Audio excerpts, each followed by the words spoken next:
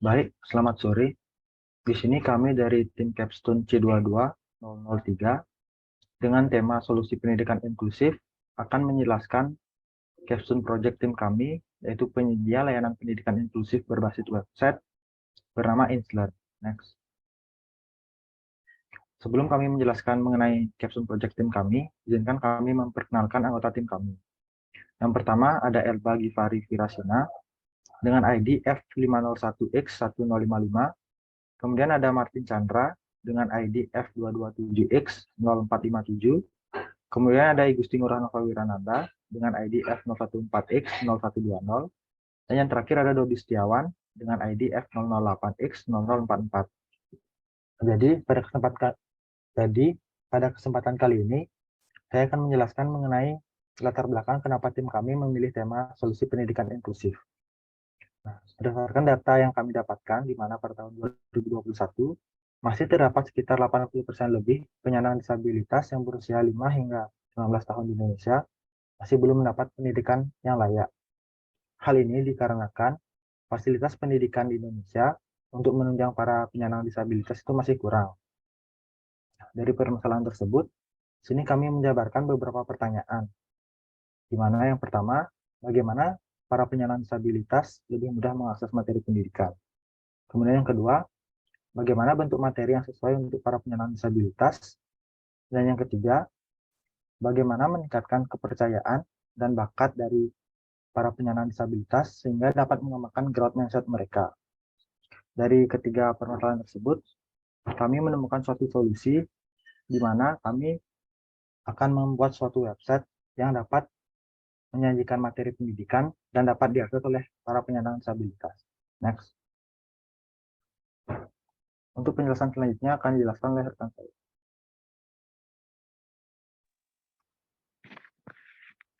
Kemudian, apa itu Inslearn? Inslearn merupakan sebuah website penyedia pendidikan bagi penyandang disabilitas. Tujuannya adalah untuk mengembangkan atau meningkatkan bakat yang mereka miliki dan agar mereka mendapatkan akses pendidikan yang layak.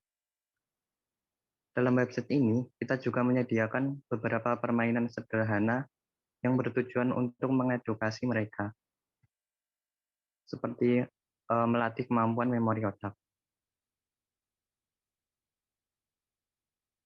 Adapun tools dan resource pada proyek ini pada sisi front end antara lain HTML, CSS, dan JavaScript, lalu ada Node.js, kemudian text editornya menggunakan VS Code, kemudian ada WordPress.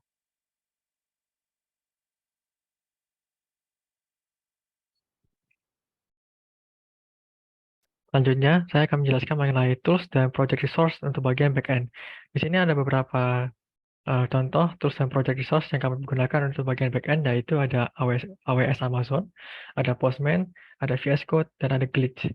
Nah, dari keempat ini, kami membuat sebuah API yang akan digunakan pada website Inslearn, yang digunakan agar data-data pada website tersebut dapat berjalan secara dinamis. Untuk itu, kami mengembangkan kode server API-nya menggunakan VS Code dibantu dengan library HP untuk membangun servernya. Kemudian setelah kode pembangunan telah selesai, maka kode tersebut akan kami jalankan dalam sebuah web server dengan bantuan AWS Amazon. Ketika server API telah dapat diakses dan dijalankan pada web server, maka kami akan menguji untuk server API tersebut dengan menggunakan Postman, apakah API telah berjalan dengan benar dan sesuai dengan keinginan kita.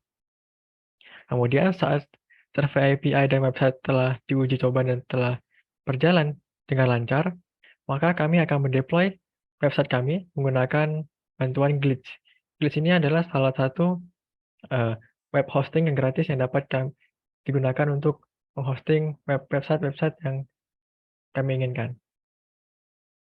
Kemudian ada beberapa fitur yang terdapat pada Inslearn. Terdapat 3 fitur utama, yaitu fitur halaman artikel. Di sini akan berisi materi-materi atau artikel-artikel yang diharapkan dapat membantu para pengguna untuk mengembangkan diri atau mencari motivasi untuk meningkatkan bakat mereka. Kemudian di sini ada halaman video yang sama seperti halaman artikel, tujuannya untuk mengembangkan bakat, mempelajari atau meningkatkan minat. Akan tetapi di sini dalam bentuk video dan terdapat transkrip dari video tersebut pada detail videonya. Kemudian ada halaman permainan di sini untuk mengasah kemampuan otak baik memori, kecepatan maupun kelincahan dengan beberapa permainan yang telah kami buat. Selanjutnya untuk timeline akan dijelaskan oleh rekan saya. Oke, untuk timeline pengerjaan proyek ini mulai dari minggu pertama yaitu ada perencanaan proyek, pembuatan proposal dan UI, dan juga sekaligus pembagian tugas.